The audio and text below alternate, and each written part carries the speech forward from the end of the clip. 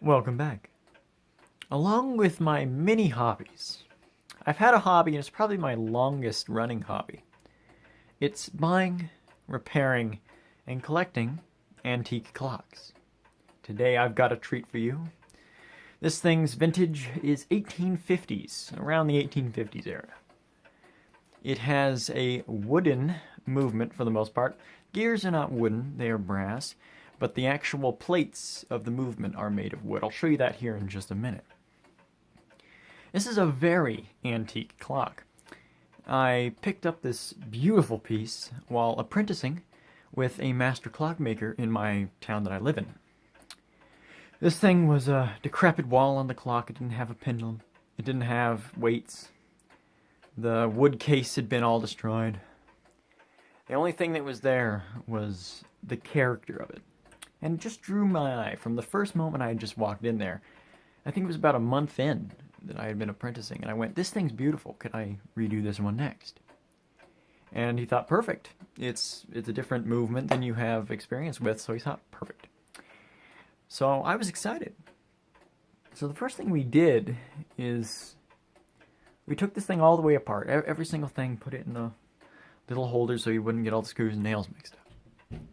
And we cleaned all the pieces.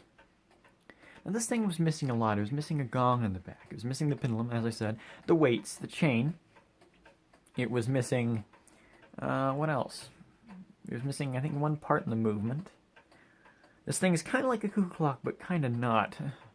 So it doesn't have a bird, but it has a movement very similar to German made, so I'm guessing it's German.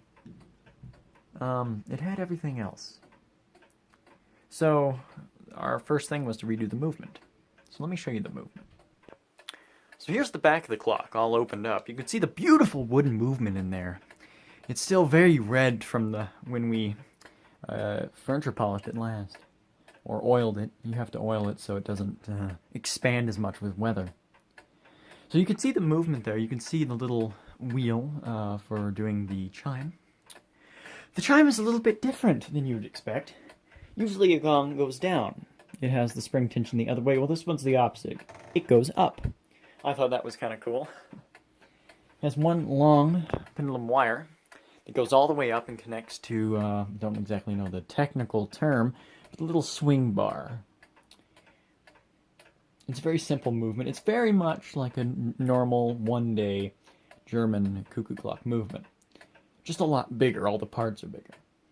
Except for the chiming mechanism, of course, and there's no bird. But except for that, it's a very similar mechanism. So we had redone the movement. It comes apart. If you notice at the very top of the movement, I don't know if you can see this well or not, probably not at all, but if you zoom in, I don't know if you could, if you download this, you can zoom in. You'll see two little pins at the second column on both sides. When those little pins come out, those two sides of the plate come completely out, those two little wooden slats. From there, all the gears are just let loose. So the entire thing was taken down. All the parts were taken out of it. All the gears were washed in a special solution in one of those hypersonic tanks or hydrosonic tanks. So all the brass was just shiny, shiny. All the other parts were cleaned by hand. The wooden movement was cleaned by hand, of course. And all the little pivots that the gears run in, and the little bushings that they run in, are literally just that. They're little metal bushings that have been pressed into the wooden slat. So it just is just a bushing in a metal slat. So I mean, in a wooden slat, and that's all it is. So you just clean I clean those out real well, since you can't put it through the cleaner, of course. And then once that was all cleaned up and all the gears are back together, you oiled the movement. And I don't mean the gears and all the little pivots and bushings, of course. I meant the actual wooden thing. And it just shined up, and it's this beautiful red color. You can kind of get a glimpse of what it looks like. And then you put it all back together and time tested it, and we got a pendulum for it, and weights. The weights you can probably see are from a German cuckoo clock, probably very old too, probably 30s, probably a little older, maybe 1890. But so they were just the perfect weight to time the mechanism with. So we went with that. And we went with the weights because they were a matching pair as well, so that was nice. And with that, we found a pendulum with the right heaviness. And because the weights probably aren't the original one, we had to extend the length of the guide wire quite long. But the thing runs quite well. It actually has really good timing. You'd be surprised for the age of it is. But it actually keeps a rather good time. You can just see how old it is by how beautiful the movement is made.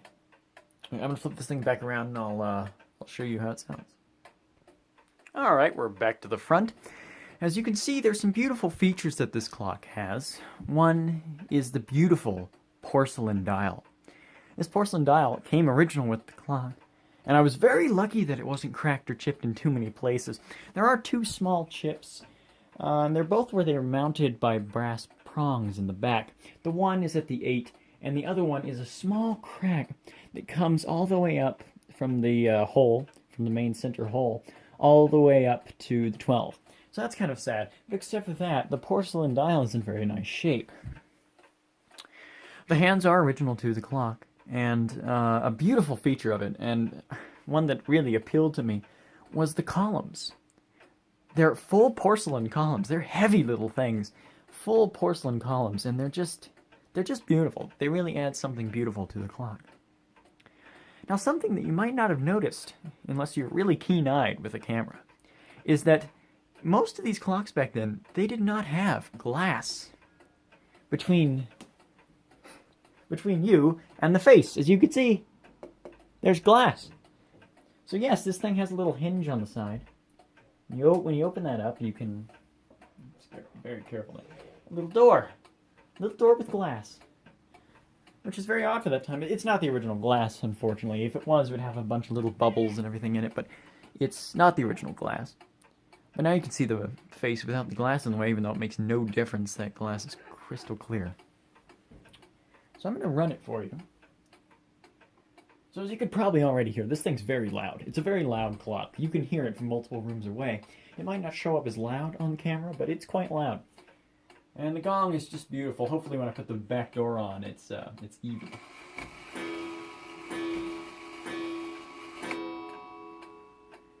Has a very nice chime to it. It's not very loud, which is kind of nice.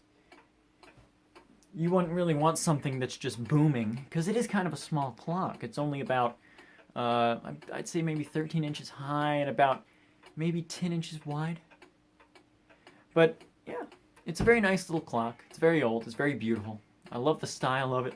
It's probably very rare.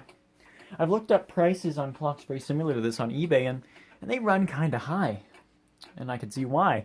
You're getting something that's a piece of history. It's seen more time than any single human has seen on this earth. It's very beautiful. So yeah, that's going to be mostly it for this video. But this is going to be a new series, because I have a whole bunch of these things lying around from the years that I've been collecting. And this is probably one of my most favorite pieces. I wanted to show it off first, get everyone hooked, because it really is something that I am passionate about. If you have any questions on this particular clock, or about what this series will be, put them in the comments down below. I'd love to hear them. I'd love to answer them. If you have any questions, I mean any, from any of my other series as well, put them in the comments down below. I don't really care. But thank you for watching this video, and have a beautiful day.